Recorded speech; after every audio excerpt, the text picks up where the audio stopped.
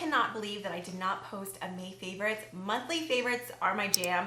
I kind of got tied up with time. I had my in-laws in town and I just really didn't want to take time away from family to film a video. And then by the time they left, it was too late to post a May favorite. So to make up for it, I thought I would film a what's in my everyday makeup bag, because essentially it's the same thing, but just sticking with just makeup instead of other lifestyle favorites. However, if you were missing on the lifestyle portion, I did recently post an updated Amazon favorites, which I'll go ahead and link down below and up in the eye if you want to check that out. I like having all of my go-to products in one bag. This is something that changes. So for the most part, everything that I use every day is in here, minus skincare, including my SPF, and then primers, because primers is a product that I love to rotate pretty much each and every day. So let's go ahead and start off with what's on the top. I'm not gonna go really in any particular order. This is from the brand Got To Be. It's their spiked hair glue. I know the whole laminated brow look isn't for everyone. I personally love it because A, it takes 2 seconds to take a spoolie, swoop through my brow hairs and push them up.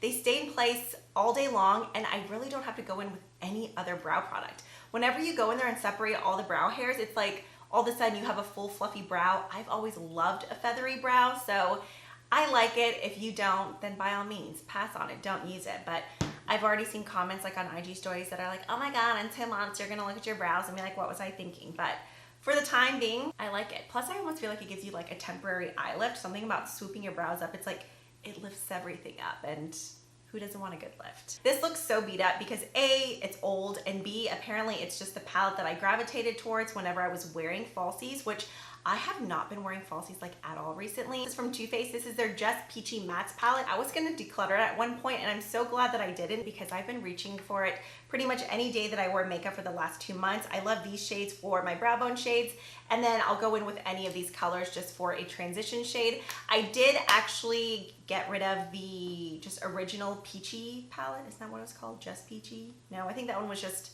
maybe it was just the peach palette, the one that came like in the chocolate bar sort of style packaging. If you would like to see an entire makeup declutter, I did post that recently as well, but this one is so good. The only thing is, I don't think this is sold at Sephora or Ulta anymore, but I think you can still find, well, I know you can still find it on the Too Faced website. So if you're just looking for a great like compatible warm toned matte palette, that one is very, very nice. Today I'm wearing the Fenty Beauty Ease Skin Blurring Drops. At the time when I purchased it, it matched perfectly, but just after being out with baseball and soccer and then self-tan, it's a little bit too light, so that's why my face looks a lot lighter than my neck and my chest. Whenever I want a regular foundation, I've been reaching for the LYS or Love Yourself Triple Fix Serum Foundation. I did an entire video on this foundation as well as other products from the line, or the Wet n Wild Photo Focus Foundation in Dewy, which I need a deeper shade in this as well. For right now, I have golden beige, but it's getting to be too light for this time of the year. Both of these are great if you just want a lightweight but great buildable, medium to slightly like medium full coverage that just lasts on the skin all day. I don't know how long it'll wear if you have extremely oily skin, but if you are dry, normal to like normal combo, I think these would work great for you. This has more of a natural finish, whereas the Photo Focus Dewy stays true to its name and it has a beautiful dewy finish. This one is either $5.99 or $6.99. I've talked about this so many times, but it's easily one of my favorite foundations, whether drugstore, high-end department store, it's just such a great formula. Ever since the Maybelline Sky High has come out, I've been obsessed with it. I actually already purchased my second bottle of it. Originally, my go-to combo was this with the Essence Lash Princess in Waterproof. While I still love that mascara, I recently picked up the CoverGirl Lash Blast Volume just to try, because I remember this used to be one of my all-time go-to favorites. If you go in with a coat or two of Maybelline and then apply the Lash Blast and really only concentrate it on the outer corners, but then take up the dried up brush of this Maybelline Sky High and comb it through, just because the Lash Blast is definitely a bit goopier, thicker, but it's so black, and something about the combination of the two together holds my lashes up all day long. If you have stubborn and straight lashes, give this combo a go and let me know what you think. Next up, I have two powders. They're both actually from the same Korean beauty brand. I'm not quite sure if it's EGLips or like EGLips, but I've had the Blur Powder Pact for, over a year now. This was my go-to powder for a while to set my under eyes just because it's very, very thin and smooth. It does a great job of blurring, as it says. I love it to set just like the larger pore areas, for instance, on the sides of my nose or on my smile lines. So I reserved that for those areas, but I recently ordered this one and I've been loving it. This is their Glow Powder Pact. So in the compact, it looks like it has a very subtle pink tone to it, but it does go on like a translucent powder. It's gonna look more intense with a finger swatch, but if you use this just with a very loose, fluffy brush, I love to use this just to set the lower portions of my jaw, or if I feel like I'm getting very, very shiny on my forehead, I'll just take a little bit of this. Yeah, that looks really intense with my finger. With a brush, it doesn't look that way, but I would say it's more suited for like fair to medium skin tones. If you're medium tan or deep, you probably would get a white cast. The way that it sets the face is so nice because it'll tone down areas that you're wanting to set, but it doesn't make it flat and matte, which I hate. I just don't like a matte look on my face. I like something more glowy and dewy. This has more of like a glowy sheen to it, but with no shimmer or no glitter, it just looks healthy and natural without being matte in any sort of way. During my concealer declutter, I was like, I really need to start rotating my concealers more, like just like the way that I do with my foundations and my primers. So I've been using these two a lot. Now the Jouer one isn't too fair to mention because I've been using this for a couple months. This is their Essential High Coverage Liquid Concealer in Macaron. But I recently pulled out the Huda Beauty Overachiever. I forgot how good this is. It does have a metal slanted tip, so it's really nice and cooling on your under eyes. It's another formula that is very, very thin without being heavy, so it doesn't like crease quickly, but it has intense coverage. The sort of coverage that you get from the Too Faced Born This Way concealer. I know a lot of us like that one. If you like that one, I really do think you would enjoy this. The only thing is you get way less in here than you do the Too Faced one. You only need a tiny, tiny bit of this for both eyes. It goes a long way. It really spreads out nicely. The biggest thing for me is that it's nice and thin. Since I have drier under eyes, I don't like anything too thick and heavy under there because the thicker it is, the stickier it tends to be, the more it tends to crease. When you have a thinner formula, it just seems to really blend out nicely. Ever since I purchased the Auric Glow Lust, honestly, I haven't stopped using it. I absolutely adore this product. Before this, I always raved about the Charlotte Tilbury Hollywood Flawless Filter. While that product is still great, I just feel like the Glow Lust brings so much more to the table. Not only do you get this amazing glow, but there's even a little bit of coverage to it, to where even on days when I don't wear makeup, I can still wear this. I can go in with this and some concealer, and I think my complexion looks great. It goes great on top of makeup, below makeup, or under makeup, below makeup, whatever, or just completely on its own. I wear the shade Pyrite. I made my friend Laura purchase it. She loves it. She wanted to go one shade up to use for her summer shade, but the jump is pretty drastic. Like, she sent me a swatch of it and it's very, very almost like orangey yellow, more so than like a golden beige. So if you're similar to my skin tone, I think you would love Pyrite. I really wish there was one more shade between Pyrite and the next shade up because I would be all over it. Either way, no complaints because I love, love, love this product. If you've been on the fence about it, do it. I promise you will love it. For bronzers is kind of another product that I go back and forth with.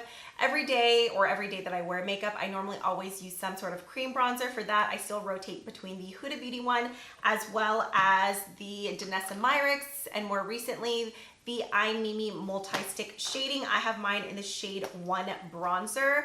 Now, it's not quite as pigmented, I would say, as the Huda Beauty one.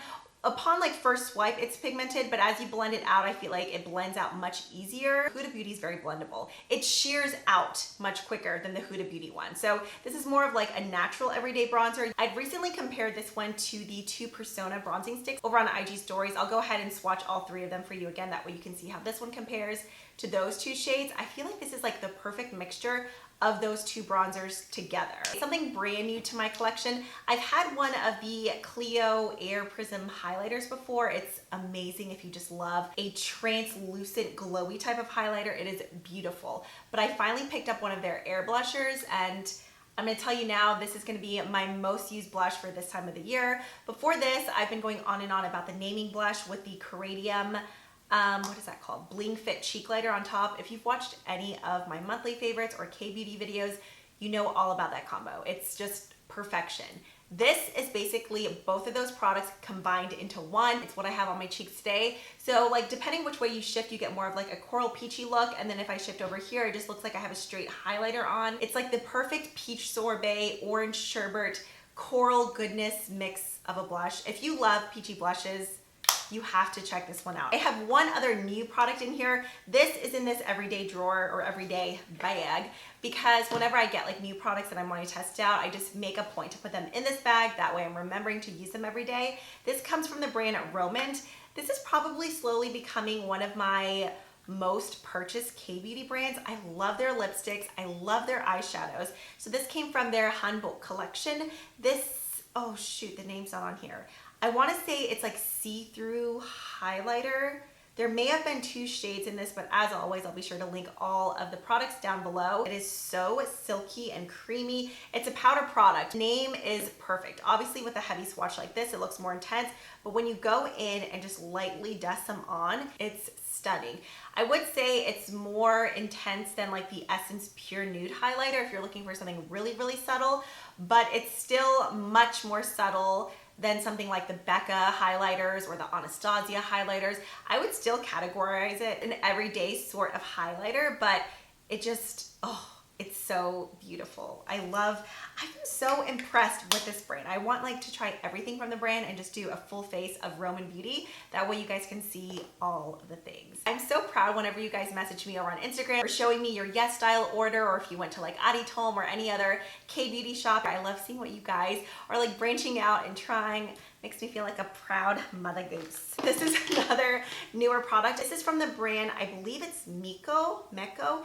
It's the Dazzling Light Eyeshadow Mousse. I have mine in the shade 2. This is what I had all over my lid in the intro and outro of my declutter video. This is the product that I have on my lids right now. It's definitely squishier than like a ColourPop Super Shock Shadow, but it's that same sort of just like ultra luxe shimmery look. I've been loving this one. Similar to the like Handbook highlighter, it's one of those products that has more of a translucent base, but then just tons of shimmer. So your ideal topper, but it's still beautiful on a naked lid. I want all of these colors now because I know there's lots of shades on the site. For my liner, I love these Too Faced Killer liners. I've talked about the Killer Gingerbread, and then I don't think it's called Killer Nude. It's called Killer something though, the nude shade. I'd mentioned those I think in like my Sephora recommendations. This is the shade Killer Chocolate. I love this because there's kind of like a plummy tone to it. So it really makes brown or hazel eyes pop. I just go in and I'll smudge a tiny bit on the outer corner of my eye and then just take a dense lid brush, and then I'll just go in and kind of flick out the liner while it's still wet. Once this sets, it is not going to budge. I don't care if you have like the greasiest, not greasiest, greasiest eyelids ever.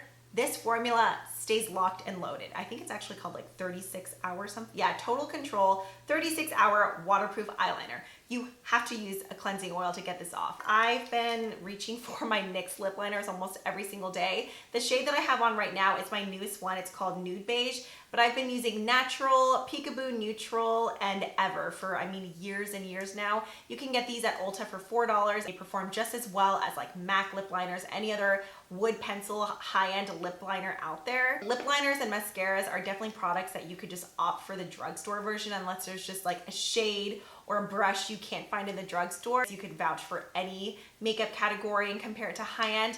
But I really feel like lip liners and mascara is definitely where you can save your money at the drugstore. I'm not saying I don't have high-end lip liners that I love, but these have been a favorite years and years and years. So there's those. And then for actual like lip products on top, I fell back in love with my Sephora Melting Lip Click. I have mine in the shade Caramel. That's what I'm wearing today. It's almost like a lip gloss, but in lipstick formula. It just has this little button on the bottom. They're typically $14, but they're currently on sale at Sephora for $10.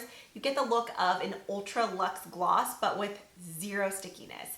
Since there's no stickiness, you do have to reapply it more often, but it's very, very moisturizing on the lips. It just feels like it's conditioning your lips, but with no like webby, sticky grossness. I also really love the shade Creme Brulee if you're looking for a deeper nude. And there you have it. There's everything that's currently been residing in my everyday makeup bag. I hope you guys enjoyed. I would love to hear about some of your current go-to products. And that's pretty much it. So I will see you guys next time. Bye.